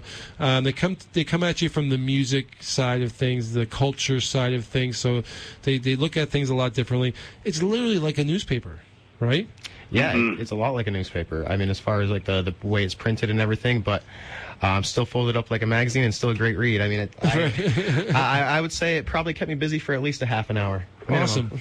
Well, guys, if you want to find and catch more of our content, we're going to start putting content over on their website as well, stoneagemagazine.com. Check us out there. And again, guys, Thomas, thank you. I can't wait for next week's segment. And, guys, we are out. Huge thanks to Robbie. Robbie, you there? Hey, I'm here. You won the second dab rig, buddy. Congratulations. Yeah. Hopefully you enjoyed the show. We're glad you saw the post, because we did get censored for our post today on that. We did get censored. Friday the 13th, the full moon, it all comes together. It screws us up a bit, but just makes it for a fun show. They're on to us. They're on to us. All right, guys. Brandon Barberio, a huge thank you. The next couple of weeks, guys, we have some amazing shows coming. Adam Sousa from AA and Entrepreneurs is coming up from Mass, bringing a couple friends with him. The following week after that, we are going to flood the studio with glass-blowing professionals from the Burn Gallery. We'll have Tito Burn down here. And the following week after that, I have a huge announcement. Hopefully we're going to finalize it. I think we have a guest. It's my birthday. You know who he is. We've been talking to you, Brandon, about it, but I can't wait to get this guy on. Guys, stay tuned to the schedule. We're packing him in. We're packing him heavy. And don't go anywhere, guys. We'll see you next week. This is In the Weeds Prohibition Talk Radio. We're going to leave you guys with a little bit of Jocelyn Doling and her health tips. You want to give everybody one more time where to find you? Hey, this is Tom with Vermont Grow Coaching. If you guys want to reach out to me, you can do so reaching out to me on Facebook at Vermont Grow Coach, or Instagram at Vermont Grow Coach, VermontGrowCoach.com, or directly at 802-342-5381. All right, guys, have a great week, and hopefully next weekend we'll see you at the Freedom Rally in Boston. If you see me, I'll probably be pretty stoned. Yeah, right. Everybody will be. All right, guys, we're off. Have a great week. Dolan, cannabis nurse researcher, educator, and consultant, and organic cannabis and hemp farmer. I founded the Vermont Cannabis Nurses Association and bring you a weekly dose of whole plant to whole person medicine and healing tips. Weed over war, hugs over drugs, pot over pills. As Boulder Weekly puts it, this weekend is about more than just getting lit and complaining about the weather. It's also about thanking the people who fought to keep America the big, beautiful, messy bitch that she is today. So as we celebrate today for our living heroes, today, cannabis advocates and veterans from all parts of the U.S. are gathering in D.C. to not only honor those who made the ultimate sacrifice, but to advocate for veterans' access to medical cannabis. They will be joined by the roaring motors and claps of the rolling thunder, with over 500,000 motorcyclists riding through D.C. to honor military members who are missing in action or prisoners of war. They will be joined by our own local NEVA, New England Veterans Association, as well as the Veterans Cannabis Project and several other national organizations, in hopes to change the stigma that surrounds cannabis. Plants Over Pills is one of the rallying cries, as they argue that cannabis is supporting veterans with post-traumatic stress disorder, chronic pain, and depression. According to the data from the Department of Veterans Affairs, roughly 20 U.S. veterans commit suicide every day. A study published by the American Journal of Public Health suggests that access to cannabis was associated with an 11% reduction in suicide rates of males aged 20 to 29 and a 10% reduction in males aged 30 to 39. More than 50% of older veterans and more than 60% of Middle East veterans are living with some form of chronic pain. And research shows us that the death rates for veterans from opioid pain medications is nearly double the national average. In states with access to cannabis, recent studies revealed that death rates from opioid overdoses have decreased 25%.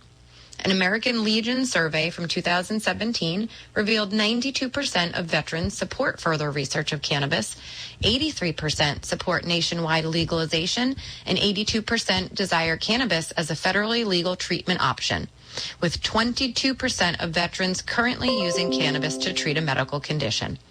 The Department of Veterans Affairs prohibits a VA doctor from prescribing medical cannabis due to its FDA Schedule I status, but allows them to discuss cannabis use as part of a comprehensive care planning. The Veterans Medical Marijuana Safe Harbor Act, currently in Congress, if passed, would allow veterans to use, possess, or transport medical cannabis and to discuss the use of medical cannabis with a VA physician. Congress recently passed a bill making the Department of Veterans Affairs the first federal agency to conduct research into the potential benefits of medical cannabis.